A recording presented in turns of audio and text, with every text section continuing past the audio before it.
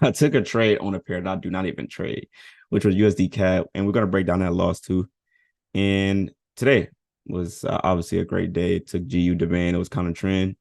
I held it to cover some losses. It was a good win. So let's get into it. So this trade right here, this was Monday's trade. And I mean, we always talk about this where they always like to change the color of the candles, but this is kind of funny because it's like, why do the setups that we take the candle color change? Like this whole candle right there, that was green. Like I was talking about this yesterday. I'm like, dog, do y'all see the setup that we lost on? Like this was clearly a green candle and now it's red.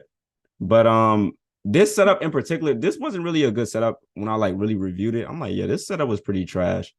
It didn't have a breaker structure. We was playing around in yesterday's low right here, and reversals love to happen around these areas. So once you get up close into this area, either we're gonna break through and continue down, or this could be a potential reversal. So like you could clearly see like they had rejections from London session right here, and they did want to break London low. So if they don't want to break London low, like that was kind of like a risky trade to take. We basically saying like, okay, if we're following market structure and we don't break this low right here and we come back down to it and they don't break it, this is dangerous to take a supply right here. So like this just wasn't a quality setup right here, if I'm being quite honest. And it just kept going up, and that was really it. That was the loss that I took on Monday. Now, AU on Monday as well. This is a late setup. I actually got in aggressive and I was just floating in profit. Like this was actually a good trade at the time. And I was waiting for the 1-to-1 of a break the candle to get hit so I can close my aggressive entry. And literally, this was like the most annoying thing ever. It literally was like a pip away from the 1-to-1 getting hit, and then it just reversed. And I was still watching it the whole time, and I ended up closing that break even up in this area. Like it gave me plenty of time to close that break even, but that was really unfortunate. So I'm not gonna lie, moving forward, I am straight on all USD. I'm not trading it. Like I'm just good. I just feel like I can just trade NAS 100, GJ, and GU, and maybe add a different pair. But I prefer it to be more volatile because I don't know. I'm kind of over like these slower pairs. Even though the slower pairs win, like Euro USD, USD JPY, USD CAD, like they will win. But me personally, I just want to grab more pips in a much smaller move. So I like GU, I like GJ and NAS. So yeah, this was an annoying day. Like Monday was a very annoying day because I could have won on this trade and I just didn't close. I just didn't take it because I was expecting them to at least reach a 1-to-1 on AU, but they didn't even do that on the breaker candle. So that was Monday. Monday was an annoying day. Tuesday was a great day. Like I'm be honest, like the two trades that I won that was like great happened around like 7:20. So it was really happening like before 7:30. So these setups were like taking off really fast, the good ones. So yeah, so I just took this demand setup. We got a breaker structure right here. This is just like setups that we're gonna always take. Got a breaker structure, came back to the zone. We bouncing off the 13 EMA, so we in a good trend, and it just looked good. Like it didn't have no higher time frame confluence. This is a regular setup that we're always gonna take. Like this is something that we're just gonna see every single week. So it's really not much to talk about in this setup. You should have made money on this, whether you got in aggressive or not. I took the break of the candle in this situation, but this was still a good trade. That was Tuesday. I believe NAS 100 had a great setup on Tuesday too. I'm gonna break that trade down, but I didn't take that trade on Tuesday. Okay, so that was Tuesday. Thursday, which was yesterday, terrible day. Again, I don't trade this pair at all, and I just wanted to try something different because AU was acting up. So if AU was acting up, I'm like, okay, let me just experiment on a different pair. And I took this trade, and this was a immediate fake out. And then when I really just looked at it and I zoomed all the way out, I'm like, okay, this setup, well, not this setup, but this trend been going on since Wednesday all the way up into Thursday New York session. So it's like they haven't really went down at all. So I was expecting to at least get a little bit of that move before they do a reversal. But after that, like this dropped like for the rest of the day. I think let me see. This just kept dropping. I think it came back up, then dropped some more. Let me see. Yeah, it just kept dropping. So this was being caught in a New York reversal. Like it looked like it was on an uptrend, but they haven't did no correction since Wednesday all the way up into Thursday New York session. So a reversal was bound to happen. We just don't know when. That's the thing. Like when we trade New York session, it's really hard to distinguish if they're going to do a reversal that day, because when you're looking at the setup in hindsight, of course, this just looked good to take. Like when I took this trade and it was pushing up in momentum, I'm like, man, this looked like it's going to be a good win, just the way they reacted off the zone. But once that kept going back down, after they broke the candle and just kept going back down, I knew like, yeah, this is going to be a losing trade. So I just took the loss. This is like a little over $1,000 loss on Thursday. Terrible setup. And it's crazy because people was like, man, USD CAD, bro, you might as well just add USD CAD. They be cooking. I took it and I lost. So I'm just like, yeah, let me not even. Y'all got it, bro. Like whoever trades USD CAD, y'all got it. Me, I'm good. I'm gonna just stick with my pairs. When I do stick with my pairs, I usually win. It's just when I trade stuff that I don't trade, I end up losing. So this was a terrible trade to take. I wish I wouldn't have took it. And that was it. So the trade that I took after that, now I took this trade. Now this trade, another super low setup. The only real reason why I got in aggressive is because of the rejection when it first came into the zone. But I knew for a fact this setup was low. I'm like, okay, maybe they want to continue the trend before the New York Stock Exchange opened. And we can clearly see like up in this area right there, like they just played around that entire time. So I'm like, okay, do I want to risk it at the open or do I want to just close and just be at break even and just call it a day? So I was like, you know what? I'm just gonna just close because there's no reason for me to even take that risk and try to hold that sell. And I already lost previously from this trade right here. So I'm just like, no, I'm not gonna take that chance. Close it, and the New York Stock Exchange opened, and it just kept going up. But I believe it dropped. I believe it dropped later that day. But yeah, this setup was just not quality like at all. Like I'm just looking at it. I'm like, this is another low setup, and the breaker structure is not really that good either. And we can clearly see like where they started. Same way how USD CAD started around Wednesday. This is the same thing with NAS 100. Like it started Wednesday, and now we're in New York session, and there's a reversal happening. So yeah, this was a terrible setup. So I took this aggressive entry, consolidated. I closed at break even, done for the day. Took my 2 trades. I'm good. And this is the trade that I took today. This trade was pretty much me trying to catch a reversal off of yesterday's low. So if you look at what has happened right before I woke up, because I woke up around like 7 o'clock this morning, and I'm just looking at, okay, we just wicked off of yesterday's low. And if we go back to Monday, the trade that I lost on, like it's the same thing, like where they're playing around yesterday's low. So if you look at the higher time frame, this could be a liquidity grab on a higher time frame. This could be a liquidity grab on a 30-minute, the 1 hour. Like it can be something that's going on where we can catch the buy on the 5-minute chart. So that's the only real reason why I wanted to take this today, because we can clearly see they took out a low from yesterday. Clearly that was the low from yesterday. And then they're breaking up. And actually they had a demand that was tapped into right there. And that's just a minor break of structure right there. So I'm looking at this as well. I'm like, okay, they just tapped another demand and then they created another one. I'm like, okay, cool. That was actually the homework.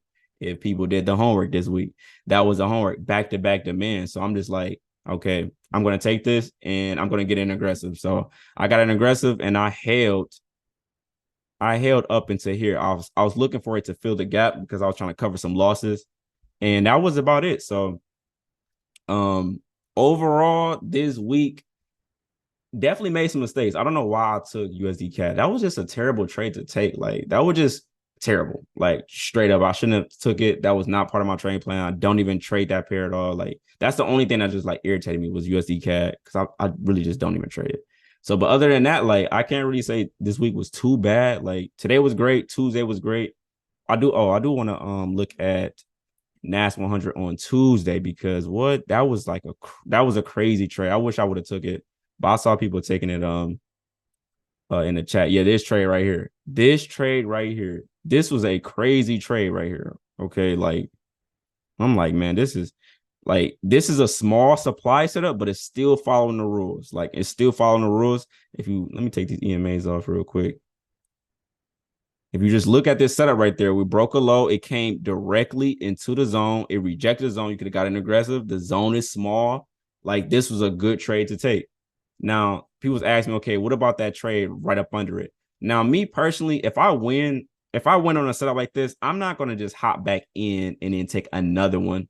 Me personally, because I don't know if it's going to continue to go down like this. Like this is like a rare day. Like NAS 100 doing stuff like this consistently, I don't really see it. I can really see that they're going to tap into supply and then just keep dropping and don't create another setup. Like I don't really see stuff like this happening where like the very next candle create another supply. But yeah, this was a crazy day and I did not partake in any of this.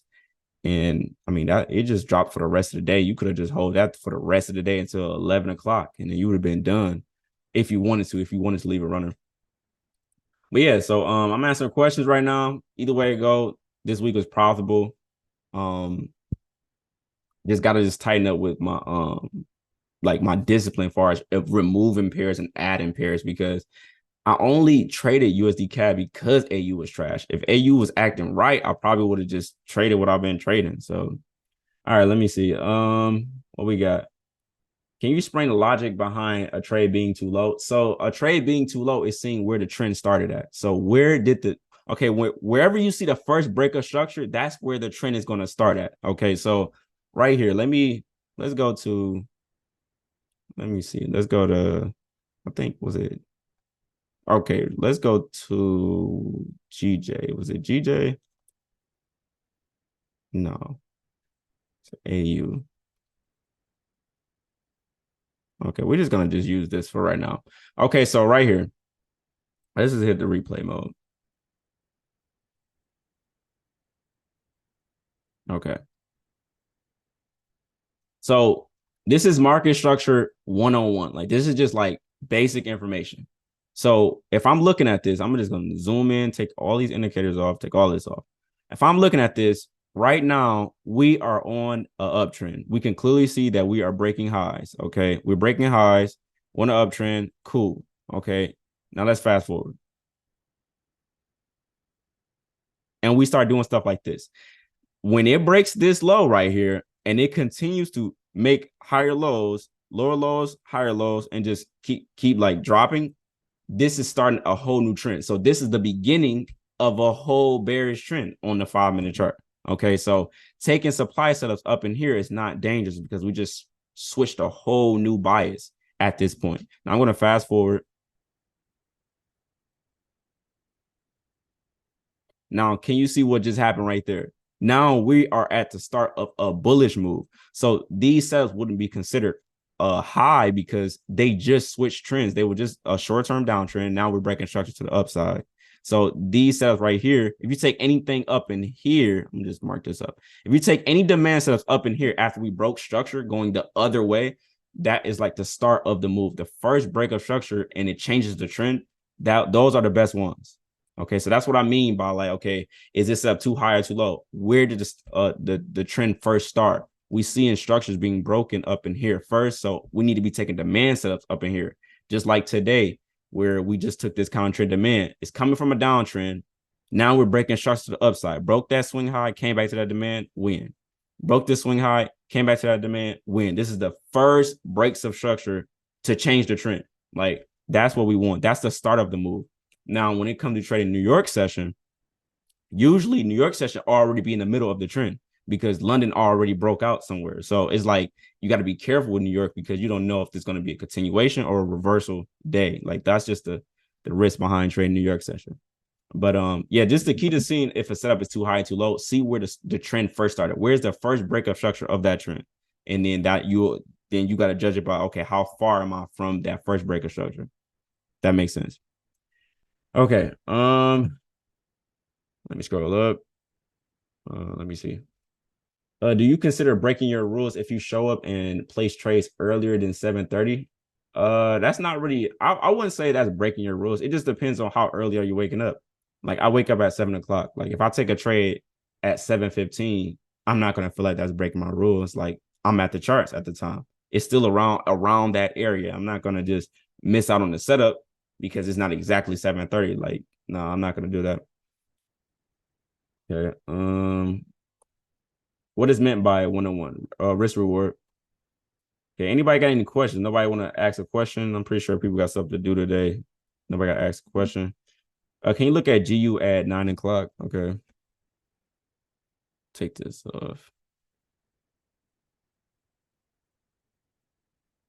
Yeah, I'm about to say, I know people got questions. Was that 9:05? I'm gonna have to just take this off. Okay. Say GU at 9 o'clock. You talking about this? Yeah, you talking about this. Okay. What about it? What about this setup right here? Can you look at GU right here? Okay, so what about it? Did you win on it? Okay, because I see where you probably got in at. Okay, you got in right there. It don't have a clear breaker structure at all. And we're going away from the 200 EMA. So it gave you your did it give you your 101? Ooh. Ooh, yeah, it missed. I know you didn't close too. I know you didn't close. Oh, you won? Oh, I probably would have lost. I'm gonna be honest. I probably would have lost this trade. What is this? Is this news or something? 945? What is this? Oh yeah, that's news. Oh yeah, I would have closed off rip. What? Yeah, I would have closed. Yup. Soon as that wouldn't have, I'm closing because this news dropping, so I need to close.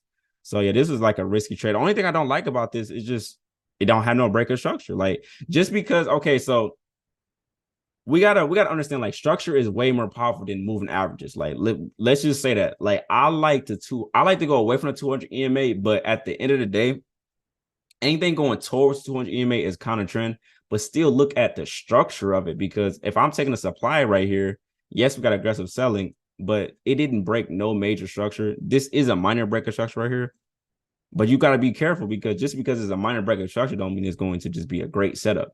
Like this trade right here, did we know that this is going to go all the way up like that? Like, no, I didn't even know it was going to do all that. I was just trying to catch a quick little 1-to-1.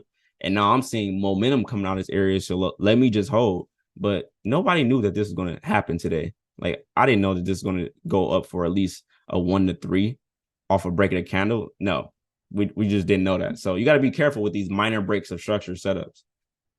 Okay, let's put Paris on right here. Yeah. Yes, Hello? sir. Can you hear me?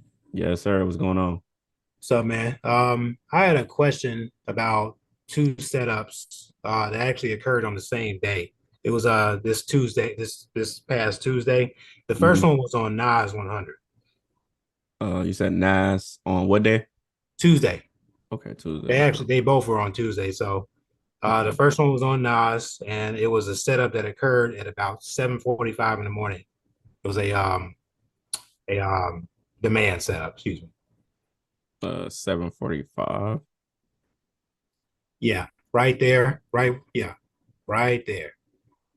Okay, Now this will Now, when I took this, obviously you can see that it lost, but my question was, seeing how big the zone is, my first inclination when it happened was to get in aggressive because I didn't think the zone was too wide. So mm-hmm, I thought I was going to get in aggressive mm-hmm, and obviously take what I could get.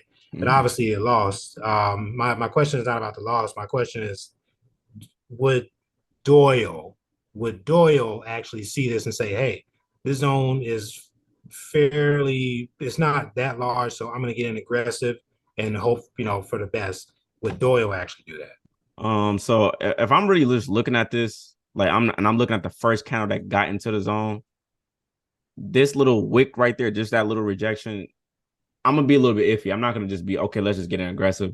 For the simple fact, like I see this huge gap sitting up under me, so I gotta take that to account. Like this gap right here is very important, just for the simple fact if this zone do not hold, they potentially gonna want to fill in these gaps right here from London push.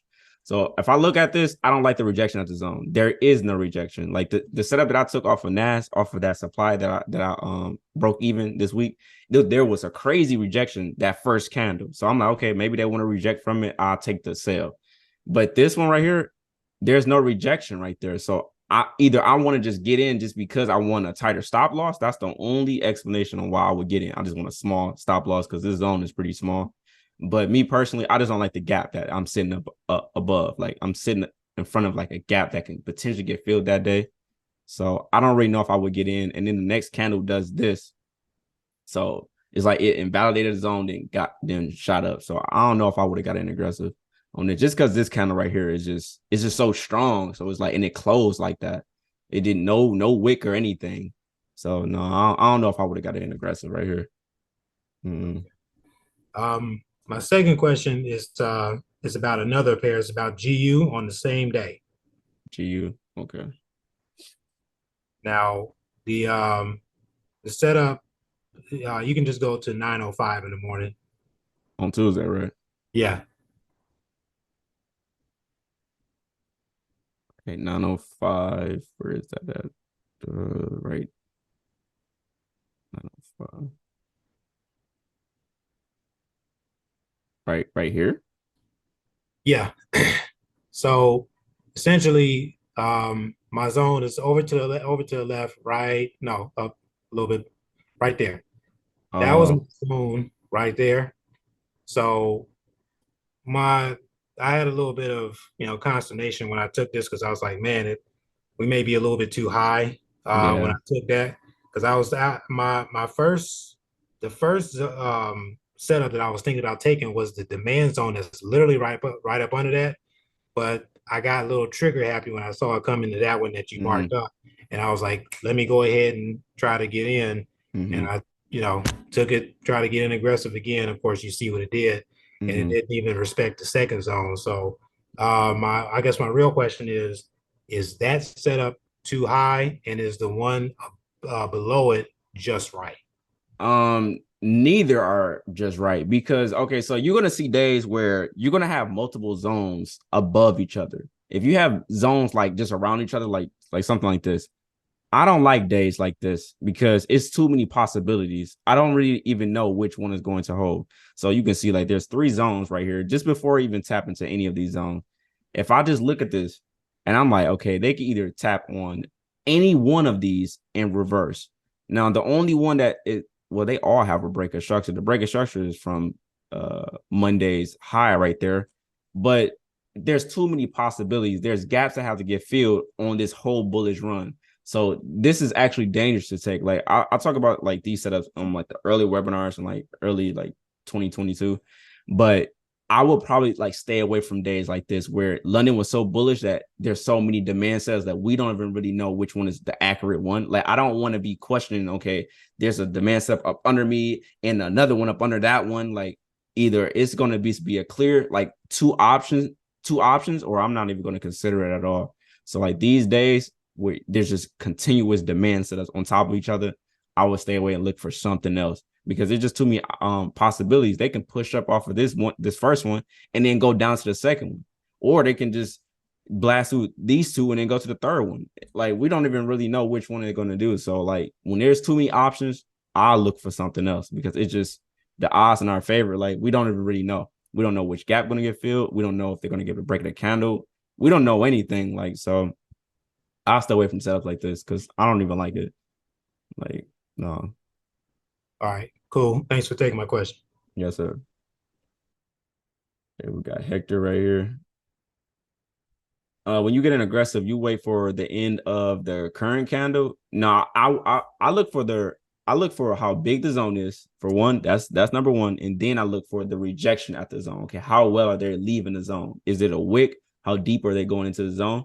Like, and then I gotta see what that first candle does when it taps the zone. Hello, Yeah, hello. yes sir. No, I got a quick question, man. So it's a setup on GJ today.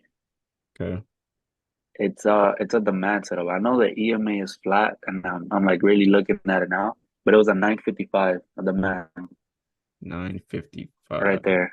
Right here. Yeah, and they lost, and like at the moment it looked good. It was following the rules, Mm-hmm. but looking at it now, I see that the EMA is flat, Yeah. and but it broke structure, has a gap, comes back Mm-hmm. down, and it gives the well. I don't know if you would consider that a break. It went like it was a tiny break. Yeah, that's like a tiny break. That's a crazy fake out.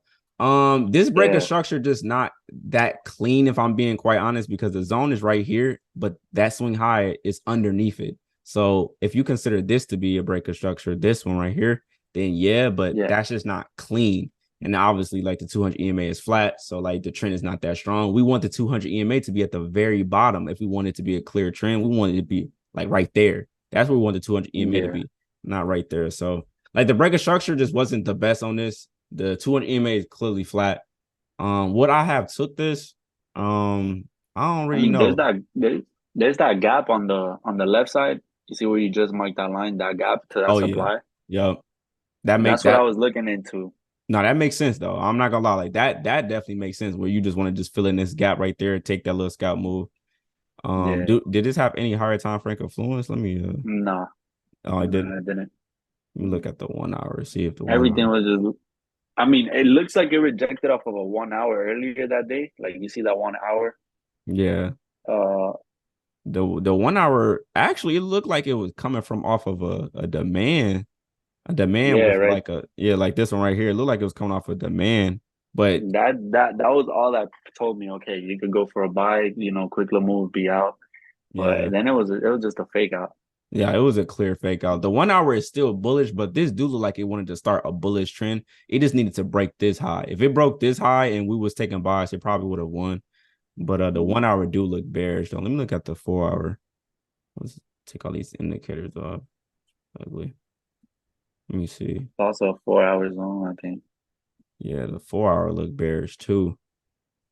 Yeah, this was just a clear fake out off the 5 minute. This is what the 5 minute come with. It's going to be a lot of fake outs. Like, so you got to really determine either exactly where you're at because like, okay, so today, like when I took that GU demand today, that was kind of trend. I knew that we was at yesterday's low. Like, I'm like, okay, this could be a reversal at yesterday's low. So it's kind of tricky to get the trend correctly on the 5 minute because all the 5 minute do is just fake outs. Like, so you got to be really careful with this. But if you want to take the most quality setup, like I will make sure that at least the EMAs is lined up, like at least, or the break of structure is more cleaner than this. But this gap made sense though. But yeah, it just didn't work out. Yeah. That's all you have? I think that's okay. I think that's all you have. All right, let's get somebody else on here. Lori right here. How you doing, brother? How are you? Yo, what's going on? Yeah, I'm not bad. I've got two questions. So my first question is regarding to news.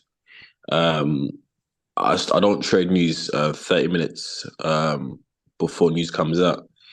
But I was looking at your course earlier, and it says you shouldn't trade news maybe 10 minutes before. So what would you recommend? 10 minutes or half an hour, or a little bit longer than that? What would you say? You talking about far as waiting after news go by? That's what you're saying? Before, because I was in the trade today. It was a Euro USD trade before news, and the news come out at 2:45 UK time, and I was in the trade before that, but obviously I decided to come off the trade. News doesn't catch me. You talking about this right here? Euro USD on the 15-minute chart. It was a supply. Are you talking about this right here? This one there. Yeah. That's it. Yeah, that's this it. Gotta be it. So you was taking a buy or you was taking a sell? Like what were you doing? I was taking a sell. Okay, so I'm pretty sure you probably took this one right here. Did you take this one? Yeah. So that one. Okay, and I mean this. Okay, if this is news, did you try to like close at break even or something up in here? No. So I came off the chart 30 minutes before news came out. My question is, should I wait 10 minutes before news comes out if I'm in the trade, or should I wait half an hour before news comes out? This is the thing. You on a 15-minute, so like you only got like one candle or two candles before news would drop. So if you was on a 5 minute, I'll probably say like, okay, you can potentially try to catch a setup maybe 30 minutes before news. If they don't hit TP within like 10 minutes before news, then you should just close it. But since you're on a 15-minute, you should probably just wait, like, because like these candles are developing a little bit more slower. You need 15 minutes just to create one candle. So I would probably say just wait past news. Like if news is that day, like if you trade London session and you know news is about to drop at, let me see, what is this, at 3 o'clock or 3:15, you don't need to be in a trade at 3 o'clock. You need to wait until after 3:15 to see what they do after that, because I mean you more of on a slower time frame. I mean 15 minutes not slower, but you get what I'm saying. Like it's gonna just take a long time for that 15-minute candle to get printed. So I'll say just wait, bro. But what I do, as you told me, so I set up on the 15, but I scaled on the 5 for my entry. Oh, okay. Okay, so when you was on this trade, you was on a 5 minute when you was selling? Yeah. I entered on the 5 minute, yeah. Okay, let's see what's going on the 5 minute. I just want to see how you got how did you enter this? Okay, so you probably news came out 2:45 UK time. Okay. Where did you get in that? Hold on, let me get my laptop 2 seconds. What is this? This is almost okay. That's 1 o'clock. That's 1:20. Yeah. So I got in at uh sorry. I got in exactly at so 06,540. That's the price I got in at. Right here. Yeah. So you got it right here. And I mean, what time did you get in at? Because I mean, you can see this, it kind of consolidated a little bit before it wanted to drop a little bit. So like did you get in at 1 a.m. Eastern Standard Time or So I don't know the time difference. So it was 2:45. No, I got him at sorry. are you fine? Sorry, 2 seconds. Let me fast forward. Where did you get out at? Like did you So I exited the trade. Sorry, 2 seconds. did you win the trade? Yeah. I mean, I closed early because news was coming out, so I got a 1-to-1, but I normally go for 1-to-2s. Okay. Well, So I exited the trade at 06484. Oh, yeah, you did pretty good then. If you exited down here, you did pretty good. But this setup in particular, like it kind of was like messy a little bit. So like I don't really know like exactly where you got in at, but like it was kind of like choppy. If you trade in London session, like I would work more towards past 1 a.m. Eastern Standard Time, like because like the real move is not going to happen until like 3 o'clock, 2:30 Eastern Standard Time. Like you're going to see the real move, and usually like London session news happen around like 3 a.m. So yeah, you definitely want to just like wait a little bit. Like you don't want to just immediately just trade a setup right before London session start because it could be a fake out, false breakout. Like it can be a lot of stuff. So like you gotta just be careful. But yeah, definitely with the news, bro. I'll say just wait past news if you taking steps on a 15-minute. But Okay, that's all. cool. That's all you have, bro. What my last question is so I feel like I'm on the verge of becoming profitable. I mean, regarding to my history, my results, things are being really, really well. My question is that when you're on the verge of becoming profitable, how do you deal with it? How do you see the light at the end of the tunnel? Especially when you know you got all the results, things are going well. Like, What do you mean by how? What do you mean by how you deal with it being profitable? Like, what do you mean? Like, so I'm at the verge of I'm close to becoming profitable. I haven't got no payouts yet, but I'm having good Consistent results. weeks, like consistently, you haven't. Weeks. Okay. Yeah, consistent weeks, consistent days. I stick to my rules.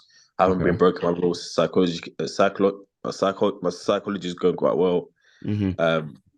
How would you say the best way to maintain it when you see the light at the end of the tunnel? How did you go through that process? Are you on a live account or are you on demo? Live account. Okay, so that just clears up everything because I mean you could be profitable, but if you're not profitable on live account, it really don't matter. So I just say you just need capital, bro. Like if you're having consistent good weeks, you're green at the end of the month, you can do a consistent small withdrawal, whether you trade on $1,000 account or a $500 account. It's still live, it's still real money. And you know that you're being disciplined, you need more capital. That's really just all you need. You will see the difference with trading a live account versus a prop firm. People talk about it all the time. It's going to be a different feel, different rules. So I don't know if you have the luxury of funding your account with your own money or you got to do the prop firm route. Either way it go, like you just got to understand that when you trade with prop firms, it's a whole different experience of just trading in general. So if you're being consistent, bro, you just need capital. So like, yes, you having good months, but you got to keep it going and you got to just add more funds to your trading account. That's all I can really say. If you really just being consistent, you just need capital. That's it. That's it. Thank you very much, bro. Thank you so much for your time. Yes, sir. Thank you. Yeah, if let me mute, bro. If people hold on, I gotta mute you real quick. If people are actually like getting the results that they want and what's holding them back is like like your size of your account. Like you just need to either find somebody that's going to invest into you or get funded. One of the two. That's really the only two options, unless people just saving up refund checks and saving up 9-to-5 checks. Like whatever you got to do it. If you really see that, okay, I've been consistently profitable for like months, weeks. Okay, it's time for you to get some capital, or maybe you just need to get funded. There's so many options out here. Like it's really a lot of options. But let me put bro back on. Hello. Yo, what's good? Yo, what's going on? Chilling, man. So yeah, I just had two questions. Basically, could you explain the moving averages and the colors, like identify them that you use, and then like kind of like how you use them as confluence? Okay. How long you been in the group, bro? About 6 months. 6 months. How many webinars have you watched? I mean, I've gone through quite a bit of them. Most of the ones that address supply and demand, and then I watched some of the old ones from the beginning. But I would say probably about like 10. Not definitely not all of them yet though. Okay, you haven't watched all of them. Okay. Because I was about to say like I'm working on it though. I'm working on that. I just had a baby, so no, yeah, it's hours. It's hours and stuff. Okay, so I can just go over this real briefly. Like this just yeah. Okay, so the white one is the 200 EMA, the Cool. red one is the 50 SMA, and the blue one is the 13 EMA. I mainly base my setups to go away from the 200 EMA. I will take steps that go towards the 200 EMA, which is considered counter trend. But at the end of the day, market structure is king. It will always be king. So I'm looking for structures to be broken towards the 200 if I want to consider it to be a valid demand setup or a valid supply setup. How I use the 50 SMA, I mainly just wait and see, okay, if price bounces off of any of these moving averages and is lining up with my supply and demand setup, I will feel like very confident. So like this trade that I took today on GU, let's go to GU today. Take this off. GU today. If you see like where this was located at when we took it, we have the EMAs crossing, the 50 SMA and the 13 EMAs crossing. It's bouncing off of the 13 EMA and the 50 SMA at the same time. So I like that. I know that this is kind of trend. I know this could be short-lived. So I'm in the back of my head, I know that this could potentially just be a short-term scalp, and then I can easily just win this trade. Now, when the 200 EMA is flat, when it's going through the middle, like, let me see, something like this, we don't like days like this. These days, right, like this could be either consolidation day, and you can lose on days like this where the 200 EMA is just flat. Like, that's just a slow day. We really don't have a clear trend, and we're going to get chopped up. So you're going to expect liquidity graphs to be happening on these type of days. That's really all I use it for. At the end of the day, I still want to see market structure being broken. I'm still looking to see like where we at far as yesterday's low, yesterday's high. But that's just really what I use the EMAs for. That makes sense. Thank you. Yeah, that was perfect. Like I said, I looked at it before. I just didn't really know which ones were which. So, but okay. I use those in addition to the 21 as well. Okay. And yeah, that's great. Also, I was wondering if you heard about the Fluid Trades SMC Light indicator on TradingView. You said the floor, the what? I didn't hear that. Fluid Trades SMC Light indicator on TradingView. I was just wondering if you heard about it, because it basically marks up supply and demand on its own as it comes along.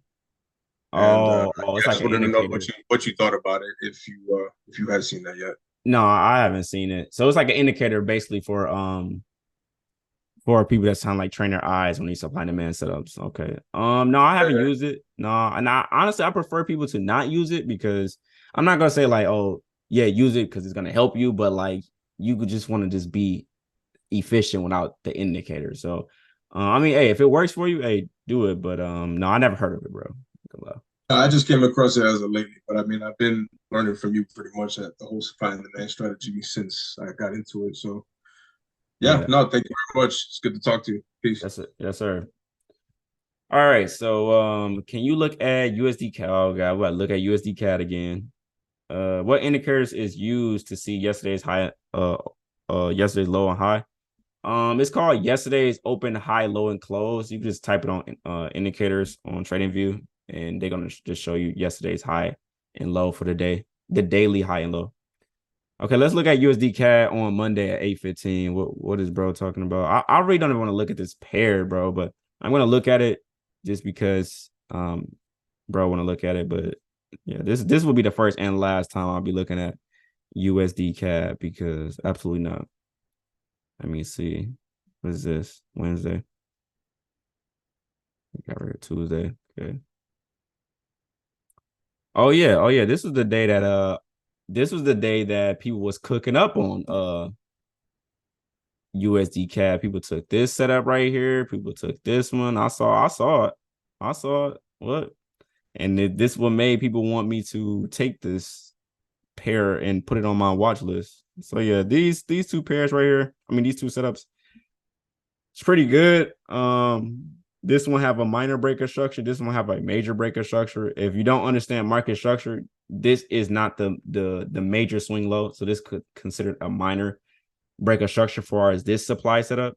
When we break this low, that is a major breakup structure. There is no lows around it, and it came back into that supply setup. That's a major breakup structure. So this was these two setups was pretty good. They was good in their own way, and you could have made money on both of those setups. So yeah, I don't got too much to say on USD CAD. I still feel like it's a trash pair. I'm just gonna just say what I gotta say. So I'm just playing. No, but USD CAD, I'm just not rocking with, bro. Y'all can have it. Y'all can have it, bro. Ain't gonna lie. Would you take that demand setup on NAS on Wednesday 6:45? Okay. Well, it's Wednesday, so you know I don't retrade Wednesdays, but let's just see what it looked like. So you said Wednesday at 6:45. We got. Okay, I think I see it. Yep, that one right there. Okay.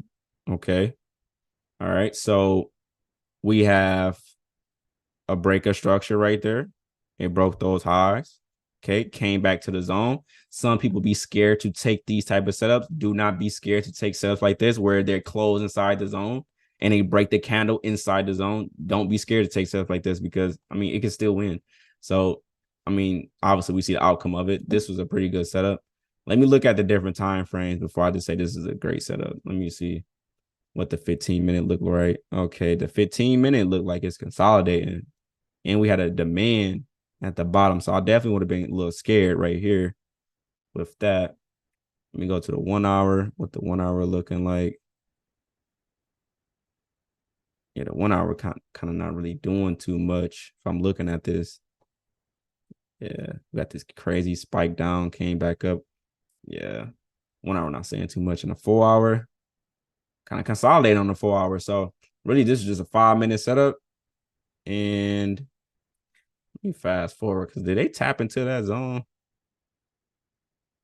They did tap into that zone, but rejected. But yeah, what I have took this setup to answer your question. If I was trading Wednesday and I took this, would I have took this? I mean, this really just following my rules. Why wouldn't I take it? Honestly, everything is lined up. Break a structure, going away from 200 EMA, break the candle. Don't get in aggressive. The zone is too big. Let's just take the break of the candle. It won. Yeah, this is a valid setup on NAS on Wednesday. I don't know if I would have took it because it's Wednesday, but this is just every rule checked off. The only thing about this setup, it just don't have no higher time frame influence, but this is just everything that we want as far as a daily setup. So yeah, this is a valid setup for sure for Wednesday. When cutting losses, should I close the trade if the candle breaks again on a 5-minute? I see sometimes when it breaks against you, it's a loss. Yeah. So like usually like today, well not today, that USD CAD trade that I lost on, just like I did the live trading video where it broke the candle and then reversed and it was a fake out. Like usually if the first candle breaks and it reverses, that's usually a loss. Like, and I mean obviously USD CAD, first break of the candle, it broke and then it reversed, it was a loss. So like those usually the ones that I'll try to cut the loss a little bit early when that first candle do a reversal. So like that's kind of like a clear-cut sign that they want to lose. Can you look at can you see today's EU on the 15-minute with the 5-minute break of the candle? Okay, let's see what EU is on today. Uh, what setup? Like, what setup are you talking about? I'm gonna have to put you on, bro, because I don't really know what you're talking about. If you want me to go through it, you gotta raise your hand if you want me to go through it. Would you take candle breaks on the 5 minute and the 15-minute zones to go for a better RR? Yeah. So if you want a better RR, if you want a better risk reward than just 1-to-1s, I know people be wanting the higher risk rewards. You gotta look at the higher time frame. You gotta look at the 15-minute. You have to look at the 1 hour to see if it's in confluence, whether they're doing a liquidity grab or there's another identical setup on a higher time frame. You're gonna want to take those setups. Now, this is the thing though. You're not going to get those setups every single day. So when people try to go for higher RRs and they see that I went off a 1-to-1 and then they go for 1-to-3 and lose, it's like, okay, we just know that this was a 5-minute setup. So it's like, I don't expect nothing less than a 5-minute setup to do a 1-to-1 risk reward. Now, some days the 5-minute setup will go for 1-to-3, 1-to-5. We just don't know that. That's why twin trading exists. So if you do want to leave a runner on a 5-minute setup, you need to be closing some type of partials. You need to be taking some money off of this trade because we just don't know how far this is going to go. So that's really all I have to say about that. If you want a better RR, either look for a higher time frame setup or you need to be doing some twin trading. You need to automatically, like you need to be entering like 3 times on this 5-minute setup. Close partials at 1-to-1 and try to go for a 1-to-3, maybe 1-to-4. It depends on the structure of the setup. Okay, we got bro right here. Let's put him on because he was trying to talk about this EU setup.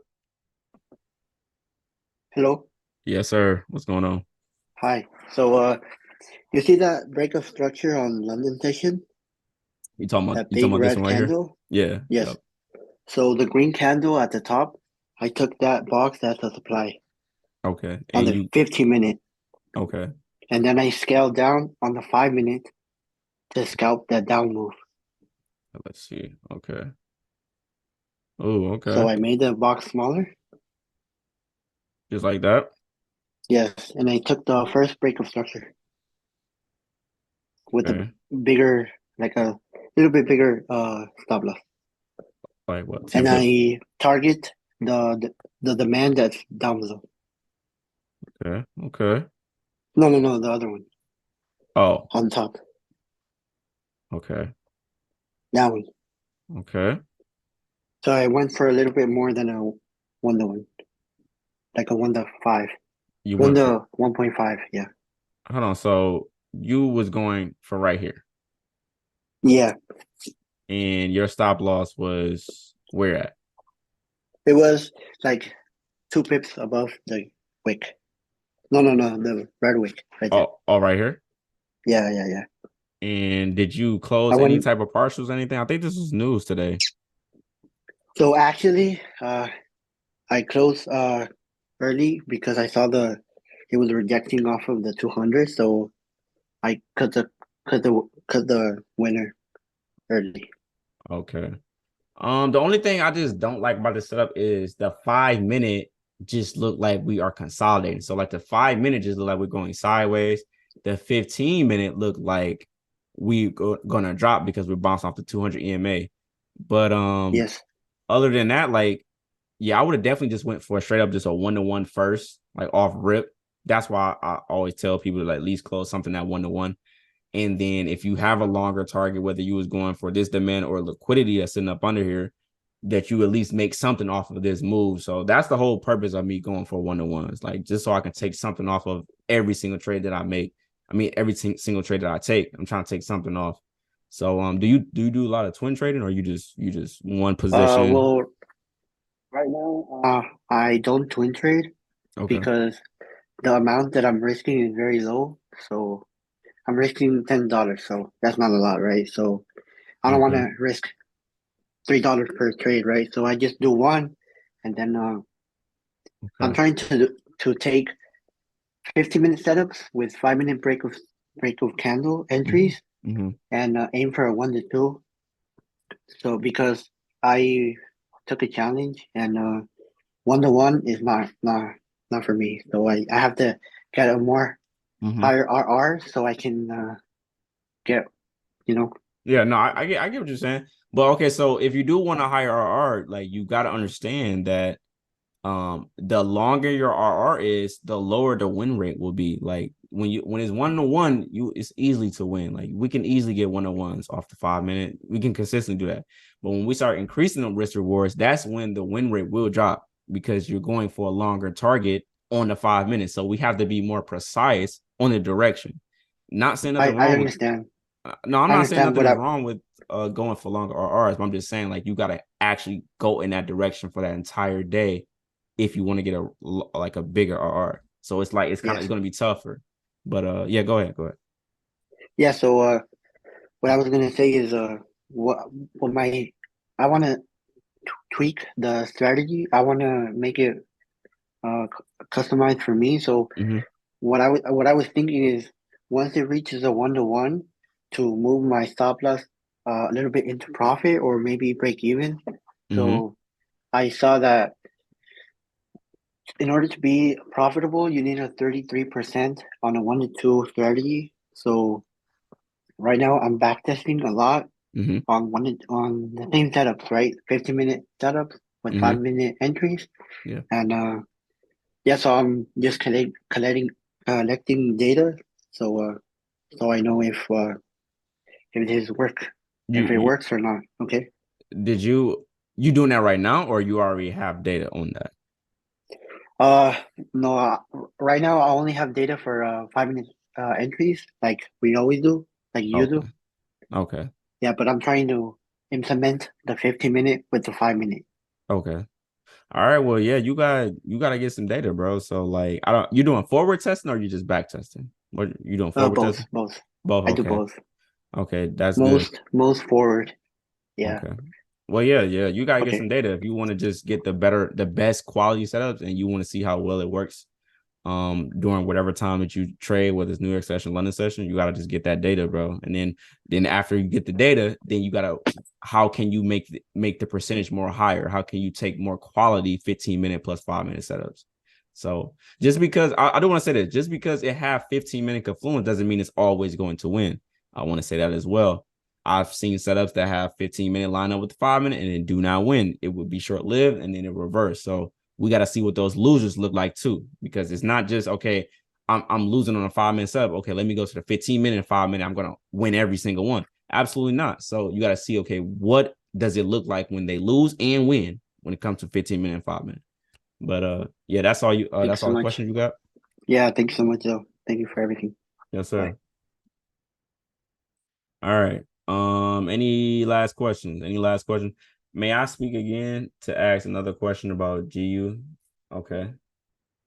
You gotta raise your hand so I can pick it. Do you have how do you handle staying in drawdown instead of closing prematurely?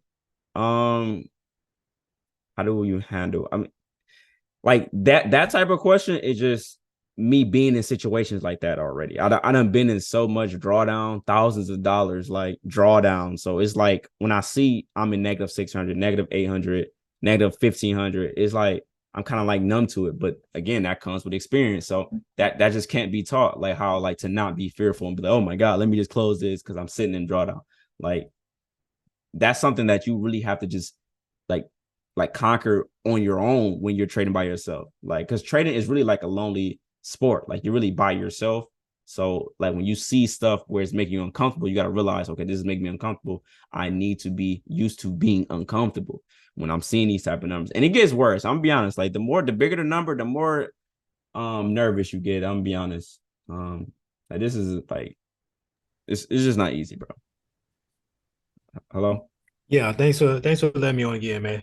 Mm-hmm. Basically, it was about today's GU trade, that demand that you took, when it was kind of counter trend, but obviously it started to it was obviously bearish, and it made that bullish run up to that supply. And my question was, I saw it and I took it when you sent it out. That's what I took it with you and everybody else that took it. Mm-hmm. And I was thinking about leaving a runner at Mm-hmm. first, like what you were thinking about trying to do. But then I looked on a 1 hour and I didn't see any gaps to really fill. So being that we were kind of below, teetering on that 200 and there were no imminent gaps to fill on the 1 hour, like, obvious gaps to fill. I didn't leave a runner. So, like, my thinking goes, if I did see some gaps to fill on the 1 hour and maybe even on the 15, would that have been a good spot to possibly leave a runner to catch like a 1-7, 1-8, 1-9? It honestly, if you want to leave runners, I would base it off of the gaps off of the 5 minute, because if this is just simply a 5 minute setup and you want to leave a runner, if you want to aim for higher time frame gaps, we're basically saying that we catching the start of the move, because we're on a 5 minute chart. So if we take a demand set that's just strictly a 5 minute chart and we go to the 1 hour, we're basically saying that we're at the best possible price in the start of this move, and they're not going to stop us out of that break even at all, especially if this is like a counter trend move or something like that. So say if we took, let's go to the 15 minute. Okay, so there is no gaps on the 15 minute. Okay, no, I'm gonna just mark this up. Mark this up right there. That's a gap that got to get filled. And then we took that demand today.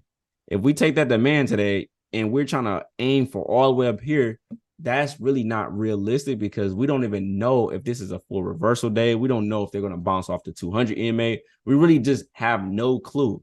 So if you want to aim for gaps, of course, you got to close something off. You got to close partials. But look at the gaps on a 5 minute, because if you look at the gaps on a 5 minute, this is where I got out personally. I was looking at this gap right there. I saw that little small area. I'm like, okay, as soon as they fill that in, I'm getting out. And I don't care what happens. I'm gonna just take this little 1 to 2 and be done with it. I'm not gonna like hope for the best for them to fill in this gap. And this is actually a good area for them to fill in the gap. But this is the thing: just because we leave a runner don't mean it's going to just fill in that gap. They can fill in gaps whenever they want to. So it's all a risk when it comes to leaving runners. Like, that's why I don't leave runners as often as I do, because we're just taking 5 minute subs alone, no higher time frame influence. So I would recommend 5 minute gaps or 5 minute liquidity far as runners. That's it. Like, because if you're trying to aim for a different time frame gap, we're basically saying that this day going to be in full momentum and we're going to be breaking other session highs and lows. And it's like, that's not really, you will barely see that on a 5 minute chart. Like, I'm gonna be honest, like, you're going to barely see that. Like a day like NAS 100 on Tuesday, like, that's just a rare day. Let's go to NAS 100 on Tuesday. Days like this, where you would catch a supply setup at the very top, and then it just drops for the rest of the day, and runners get hit. Everything, they take out all swing lows. Let's just mark up all these liquidity right there. They taking out lows. They taking out lows from Monday. Like, we're not gonna get days like this at all. I just know for a fact. I mean, I've been trading this strategy for quite some time, so it's like you're not gonna see days where they're just gonna just give out crazy runners. But when they do, you got to capitalize on it. So my advice to just try to aim for the gaps on the 5 minute, or look for liquidity on the 5 minute as far as runners. On a different time frame, I just don't see it happening. I hardly ever see it happen. So that's my answer to that. But yeah, so that's really about it. I'll answer one more question before I get off of this. We gotta look at the news for next week, but I keep it going. Can you analyze the supply right after the same trade? I just went over that one. I know exactly what you're talking about. That GU supply right after. We literally just went over that one. Just found out when to close at the right close a trade, right click, blah blah blah. Okay. All right, so that was our week. If you had a good week, honestly, we shouldn't even be doing nothing different. Like, if people are getting results, like, you need to just be finding ways to get more capital. Like, the trade that I took today, okay, I made a lot of money on it, but at the end of the day, like, I can make more money on it. So, like, even me, I need to add more money to my trading account. I need to you know what I'm saying, increase my lot size. I'm not going to rush into it, because I literally just increased it like a few months ago. Like, I was trading 33 lots. Now I'm trading 36 lots. But at the end of the day, like, once you get the capital and you see how the strategy like is working out for you, like, it really doesn't really matter about anything else. You see the setups happening, you taking the setups, you're winning on the setups, you need more capital, period. Let's go to the news. Let me see what the news is talking about. So you're recommending runners when there's higher time frame influence? Yes. But this is the thing though, like, we don't know when we take our trades, let me put myself back on the camera. When we take our trades every single week, every single trade I take may not have 15-minute or 1 hour confluence. When we do have 15-minute or 1 hour confluence on our 5-minute subs, yes, I expect them to go for at least like a 1-3 or a 1-2 minimum, but we don't know how far they will go. So like you have to have realistic targets when you do leave runners, because okay, you looking for them to break 1 hour structure low. Like, no, absolutely not. Like, it got to be realistic. Forex Factor be needing dark mode. No, facts. It just, you feel me? Get the blind to you. All right, let's get to it. Let's see what next week talking about. What is next week talking about? Monday, we got news we have no news on Monday. We have news at 10 on Tuesday. We have news 8:30 on Thursday. I don't know why. I feel like Thursday gonna be a good day. I don't know why. And we got some news on Friday at 8:30. It's a lot of news on Friday. Man, we got news at 8:30. We got news at 10 o'clock. Damn. It is what it is. We got to get a win, period. So, all right. So, that was our week. My week was pretty good. I'm not trading USD CAD. Please, like when we trade in the morning, we looking at setups and we sending each other ideas. I'm not taking it. So please don't ask me. I'm not taking it. That was probably one of my worst losses this week was USD CAD. So I'm not taking it.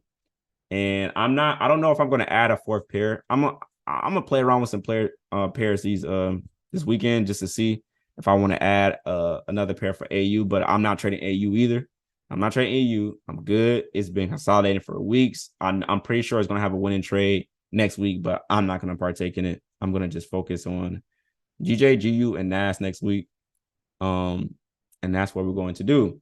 So again, if you had a good week, good stuff, let's get some more capital. Whoever got funded, shout out to you. There's a few people that got funded this week. Congrats. Let's get a payout. Okay. If you getting withdrawals, keep getting your withdrawals, adding to your trading account. If you are in your compounding phase on your live account, you don't need to be withdrawn at all. Okay. You need to just be getting to your target, whether that's 20K, 30K, 15K, whatever your target is. You just need to just be adding money to your trading account and trading very carefully, because we don't want to just add money to our trading accounts and then lose it. So you need to be profitable during your compounding phase if you're trying to grow your live account. But yeah, man, so let's just keep going. If you're still struggling, hit me up. Like, it's going to take me time, but I'm going to get to you. I answer everybody's questions in the Discord, so just hit me up and let me know what's not working so we can try to get some results. I want to see people get results. So, yeah, man, that's all I got. See y'all on the market Monday. I'm back testing Sunday. I don't care if today was good. It don't matter. We got to do it again. Monday, we got to show up. So I'm going to be back testing Sunday. Saturday, I'm chilling out. Friday, I'm chilling out. So that's all I got, man. So let's keep it going, bro. Have a good weekend. I'm out.